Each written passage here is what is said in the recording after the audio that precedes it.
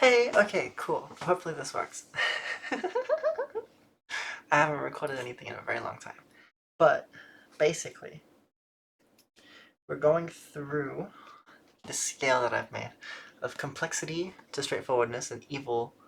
I couldn't think of the opposite of evil. I wrote heroic. It doesn't really make sense. I didn't think writing good kind of mean. I felt like it was me saying like it was bad to play them, but it's not. It's just how malicious do you want to like be towards your friends? And sorry, that's loud. It's not even well, we'll get to this in a second, but there's different ways to be evil in Magic, especially in a multiplayer format where it's like me interacting with your stuff, like your board, your hand, your life total, your deck, whatever, is evil, obviously. That's a crime in Magic terms. But you can also be evil just by like the way that you play shit. I'll get to it in a second, but like just so we know, like Rampant Growth is an evil card. All right, cool. So basically, and I'm gonna be going over more the straightforwardness because that's what you asked about. But it kind of correlates to the evilness. I mean, that's what I was trying to do with this graph. But actually, now that I'm looking at it, maybe it doesn't. Anyways, the reason the high colors are so much lower on the straightforwardness generally than you would think, because I feel like the base reaction is just to be like, more colors, uh, more complexity, because there's just, more game pieces that you have access to. But actually, having access to more stuff makes it less complicated because picking the things that you want to use in your deck is a complicated decision. And actually, like, personally speaking, I think it's the majority of the decision making that you make in a magic setting is what's in your deck, and then piloting it is its own thing. But I think a lot of it just is mostly the construction part. And that gets a lot easier in more colors generally because you have more options just because there's more cards available to pick something that works for what you're trying to do for the role that you need it to fill. Um, like this. I made this little thing down here. I think the four main things we're looking at today: matter acceleration, board interaction, counter spells because that is its own thing, and win conditions. Um, yeah. So you might be wondering why is mono blue the most complicated thing in this entire list? Because if you look at the little graph I made here, these are the four things I think make playing the game at a base level like if you're just beginning, these are the four things I think you should pay attention to and how complicated your gameplay is going to be. This is what I'm trying to say. And if you look here, white and green, three yeses and one no. Blue, three no's, one yes. um, which plays a lot into this. Uh, you'll see down here we have like colorless green, white. So it doesn't correlate exactly because I think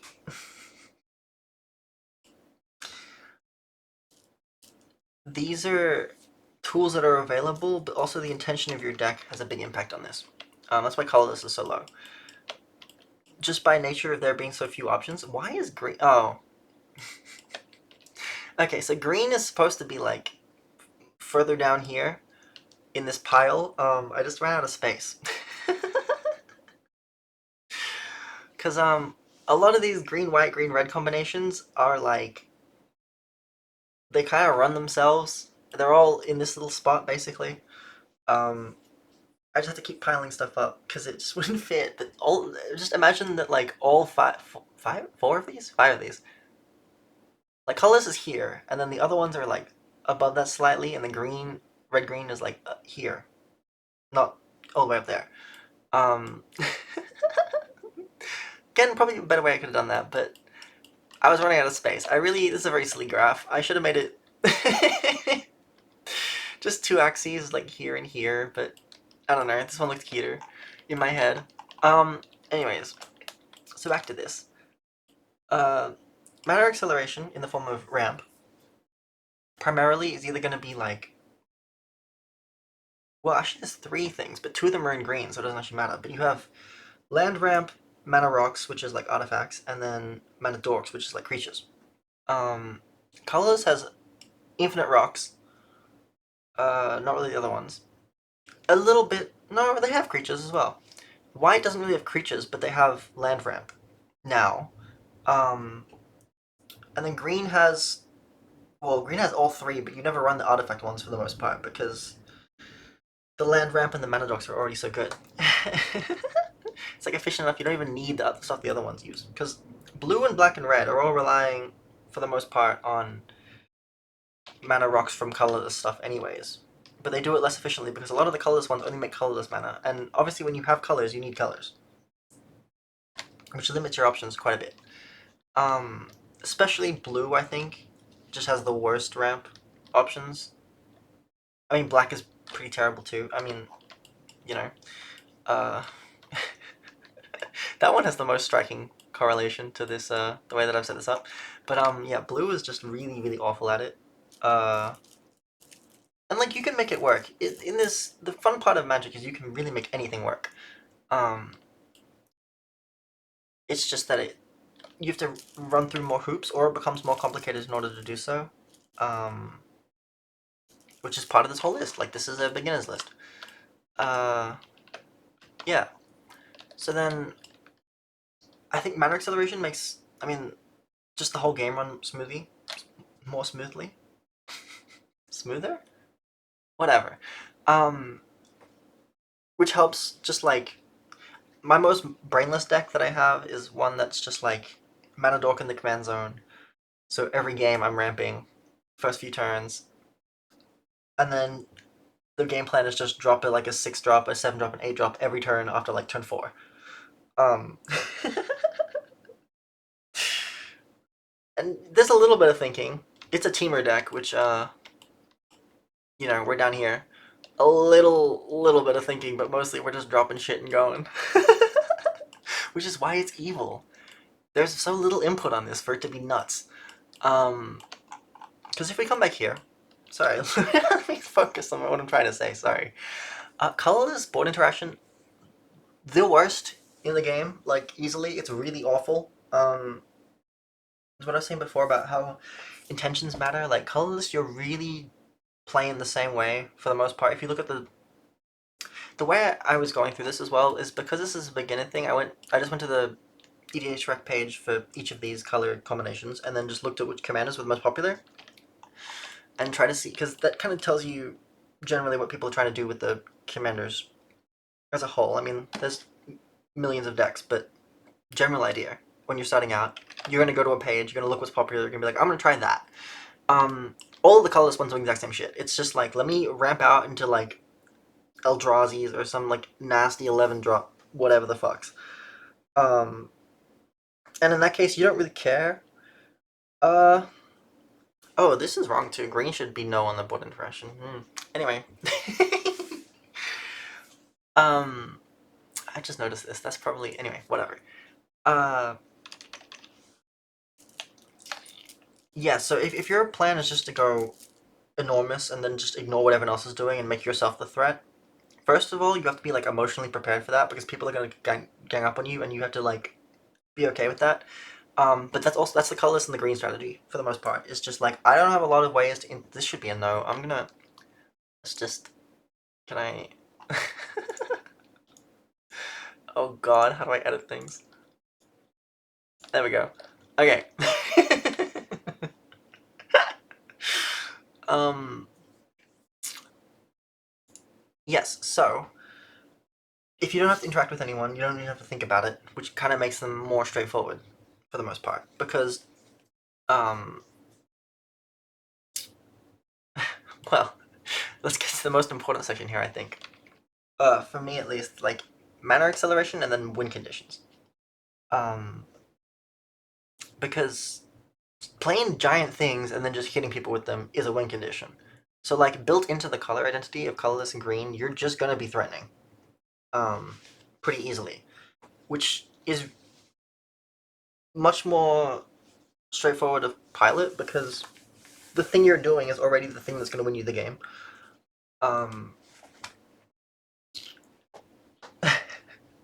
which is chill.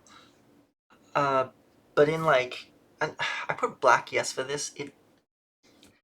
I didn't. I should have had like a yellow for a middle thing because like colorless and green definitely yes.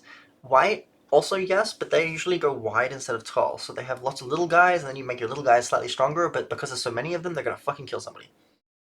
Um, Set in stone, very common, understandable. Red, you would think is a win condition because if you play like a 1v1 thing, it's like red is usually the one kicking your ass, especially early. You start the game, like if someone's teaching you magic and they just like run you into a red deck, you're gonna lose to that a lot and it's gonna be demoralizing. Um, but in Commander, that doesn't scale because you have three opponents for one, and then all of their life totals are double what it is in a 1v1. So there's just way more damage you got to output in order to be aggressive. So running an aggro strategy is actually way more complicated in Commander than you would think. Um, which is why I put no for a red win condition here, because a mono red deck does have win conditions. I mean, every deck has all of these. Well, not counter spells, but every deck basically has all of these. But you have to like the hoops that you have to jump through to get to them is why I put no versus yes for how like difficult it is to get yourself in that position. Um, yeah, so red has win conditions, but they're well usually combo related or burn related, and I think burn is not a straightforward archetype for people to play learning. Um, Funnily enough, when you get into like once you've been playing for a bit, it's actually a very straightforward archetype to play. And then it's not again because the social dynamics around that are really complicated. Anyway, which is the same with blue actually. Another way. This is a good segue. Whoops. Um, Blue has like fuck all win conditions. Like for the most part, like I have two mono blue decks. One is I'm gonna make a little 1/1 bird or dragon or whatever every time I cast a spell, and hopefully over the course of like 3 or 4 turns, I can build up enough of those birds and protect them with my counter spells. See here, to start killing people and just not let them stop me from doing that. Um, which like is not straightforward to pilot for the most part. If your opponents are competent at all, um, because a lot of the threat deflection is a social thing when you're playing a mono blue deck. The other one I have is like spirit travel. So like again, you're making like tutus and like, you're hitting people with like 3 1s and shit, and it's like we're gonna get there, and we're not buffing them. We're not in white. We don't have board wide buffs. I mean, there's a little bit in colorless, like we could play coat of arms, but we're not going to. Um, for the most part, I'm killing people slowly with little things, and I'm protecting that win condition over time, and that is more complicated than let me just play like an 8/8 spider with death touch and then just like smack somebody. Yeah. Anyway. um. Yeah. So and counter spells as well is a more complicated form of interaction than board stuff is. Um. Just because you have to preempt it a lot of the time, and you have to know. Oh, this is important. Board interaction in the sense of like I have a card that will kill one thing is not great. It's important because sometimes there is one important thing on the board that's either going to kill you or stopping you from killing everyone else. So it's important to have that. But generally, more relevant and more powerful in a multiplayer game is stuff that will impact all of my opponents, not just like me. Sorry, this is probably really boring to look at. I'm like not. I'm just monologuing while I'm not touching my mouse. Uh, but yeah, because if I play a card that destroys one thing of each of my opponents, we've all gone down a card. If I play a card that destroys one opponent's thing, I'm down a card, they're down a card, the other players are not down anything. And then in a board wipe, for example, like I play a card and then everyone loses like 6 things. That's like really good for me. Um, this is extremely specific and I'm not going to get into the real now, but it's why I don't like Cut a Deal and I really like Siphon Mind. I think Cut a Deal is a scam and Siphon Mind is great. Anyway, um, yes, what was I saying? Oh, right. So white, black, and again, I wish I put like a yellow, like a medium. Because yellow kind of has board interaction and kind of has win conditions. Yellow can, yellow. Sorry. Red can kill things, but generally it's not as reliable because it's damage based than white or black because they usually say just destroy things or exile things, which is much more definitive. And generally the board wipes in those colors are way better. I mean, obviously all the best board wipes are in white and black. The red ones are like fine. Um, and blue has quote unquote board wipes, but they're usually bounce spells, which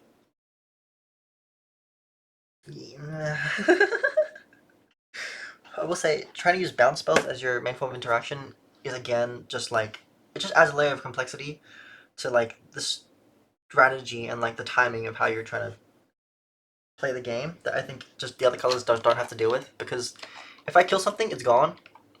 You know, if I play farewell, which I'm again not playing, this is disgusting.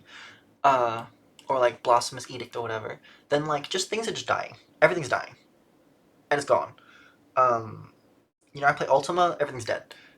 Blue, I'm like, fucking raise the Palisades, and then actually, that's one-sided, which helps. But I play raise the Palisades, and then everything's back in their hands, and that gives me a turn of free reign for the most part. Maybe sometimes two, because it takes them another turn just to like set back up. But all the threats that were there before are still gonna be there in a turn or two, and so capitalizing on that timing window is like much more difficult. Um, and I don't want to stress like difficult quote unquote like you know the game's pretty straightforward just generally. Like this is a relative ranking. um, I think a lot of the complexity comes from like specific interactions of cards more than like the function of your deck for the most part. Um, Unless you're playing like Storm, and even then, anyways, and then like strategically from like how you interact with the other players more than like how your deck specifically works. I'm saying like too much. I'm sorry. I'm tired. It's late. Back to this again. Am I done with this? I might be done with this. Uh, anyway, the whole point of that was just to say that the reason it generally gets less complex as you add more colors is because combining these, you suddenly have access to all of this shit. Like, if you're in blue, white, and green, you have everything. Um, like it's all available. You got counter spells, you got board wipes, you got ramp, you got win conditions. You can play big things, you can play a lot of little things. You can buff your board, you can bounce everything. You just do whatever the fuck you want. um, yeah, looking at this, I'm like, I think Teamer should swap with Band or Abzan or something. I mean, that's Sultai, whatever. Sorry, I get very confused on the 3-color names. But it's just too much of a mouthful to say the 3 colors out loud. But I try not to use the 2-color ones. I just say black, red instead of Rakdos. Anyway, unrelated. But yeah, like for example, red, green pretty much adds like red adds basically nothing to green that green doesn't already have. Um, like really, if you look up a red green deck, for the most part, they're just doing what green decks are doing, but they have like more instants and sorceries and like dragons. Um, it functions like so similarly. It's basically the same shit. Green white is slightly different because again you can go wide and tall, but that doesn't make it more complicated. That just means your shit is nastier. Because again, it gives you white gives you the board wipes, and then you have the mana acceleration from green, and then like 2 different kinds of win conditions. So you can really just do whatever the fuck you want for the most part, and it kind of works. Um, Only exceptions here, like blue black doesn't really give it as much of a win condition. I really wish I put a yellow one in here. Like black and wait, okay, let me. And this is too late. I should have done it before I started because now it's not going to stick in anyone's head. But like these should be yellow. In that one. Um, yeah, something like that. Huh. Cool. Sorry, that was bugging me. It doesn't matter, but it was bugging me. Because black gives blue more interaction to get rid of things that are already in the board. Because again, counter spells don't hit things that are on the table. They hit things that are in people's hands. Well, on the stack, but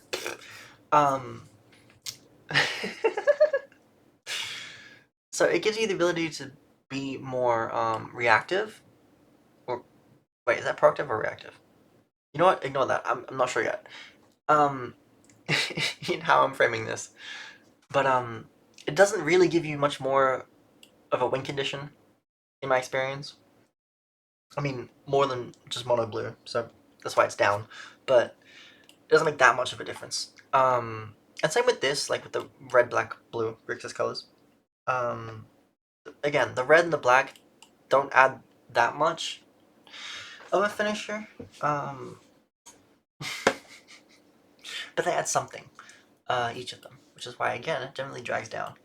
Uh, I'll talk a little bit about evilness real quick, because this is definitely an outlier up here with the blue and red. Uh, because if you look at the most common things, and also if you just like if I was asked to think of a blue red like deck type, my immediate thought is like, oh, they're playing like a storm deck, and those are complicated. Well, again, it's relative, more complicated than general strategy, like a mid range strategy or something, and also horrible to play against, just like really awful. Blue and white has the same thing where it's like blink decks, but they're not as represented, and it tells me why, I don't know. But yeah, blue red decks like the probably the most cursed if you go to EDHREC and you look at the commanders of those colors, like the top four, probably the most cursed of this entire list is the blue red ones. Like it's just like some nasty fucking just horrible things. It's like Stella Lee and Vivi and just ugh. Niv Mizzet, just disgusting. Ugh. Um They're all decks that just want to like combo kill you with like a 20-minute turn where they like go through like 40 cards or some shit. It's horrible. Um so yeah, that's why that's over there. I don't think anything else is really an outlier. I guess you could ask why these three are not as evil as all the other ones. I think Mono Red actually plays super chill for the most part because it's very interactable. They don't have like great board interaction. They don't have counter spells to protect their own stuff, or really tell you to stop doing your stuff. You can kind of just do whatever, and the red guy is just there. Like their interaction is so limited. It's basically just like creatures and artifacts. And the artifact removal in red's really good, but the creature removal is okay. And then, well, I mean, it's good, but it's play. You can play around it pretty easily. And then everything else they can't touch. And it doesn't ramp either. So it's if it's having if mono red's having an explosive turn, it's something that they've set up and you can see coming, and you could have interacted earlier, but you didn't for whatever reason. And sometimes that's fair because someone else was playing fucking green blue over there, and you're like, well, that's scarier, and it is, but you know, it's just very you can see it coming and it's chill. Same with the white black and black green. I think those get a bad rap because people don't put graveyard hate in their main decks or in their decks just generally. Um, I have long running thing where I make sure I'm always playing two. Oh, sorry. I make sure I'm always playing 2 pieces of graveyard hate in my decks.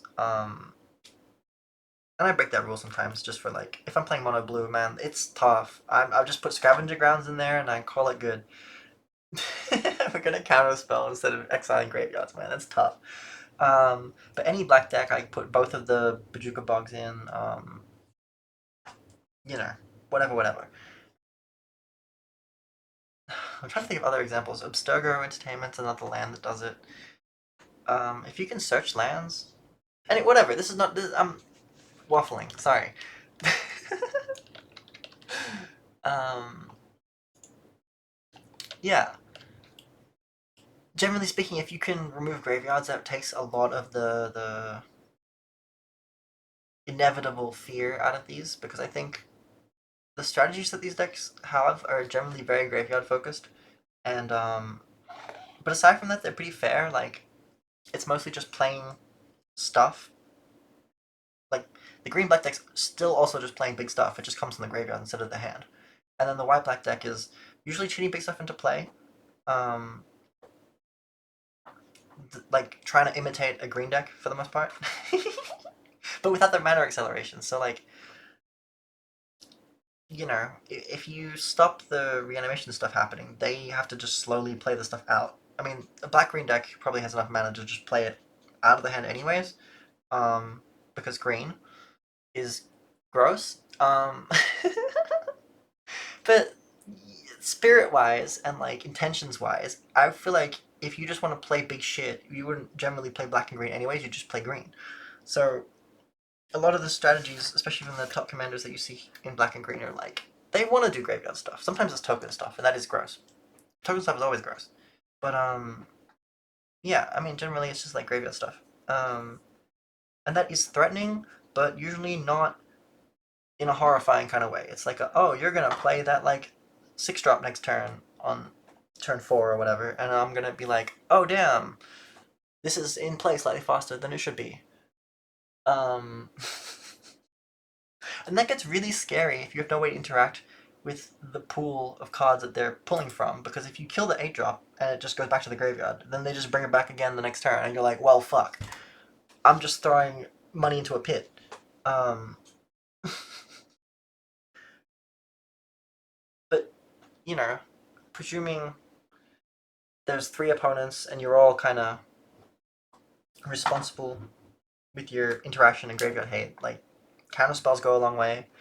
Um, and exiling graveyards like sets them back to like, you know, turn 3 or whatever from wherever they were. Um, which feels pretty manageable, I think, for the most part. It's hard to sandbag resources in a reanimated deck because everyone can see all your resources because they're all in public view. Whereas a lot of uh, this is I should quit this soon. I'm getting into different unrelated topics, but generally speaking, very common beginner thing is to just like play everything that you have as soon as you get it because you're like, this is fucking cool, my board's enormous, and then someone plays a board wipe, but then you have nothing and you're just sad for like 45 minutes or whatever. And that's a really bad vibe. I try to build and play in a way where it's like, I'm gonna put like 3 sets of really nasty, threatening things on board. Sets? What am I trying to say? Like cards or combos of cards.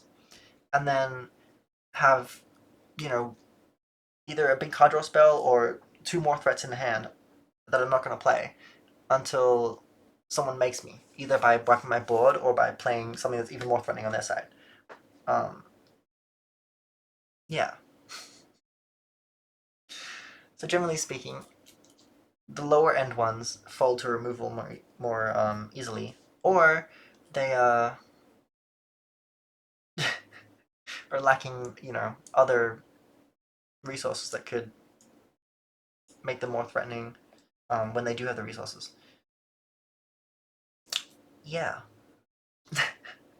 Hope that was helpful. Oh dear. Thanks for listening.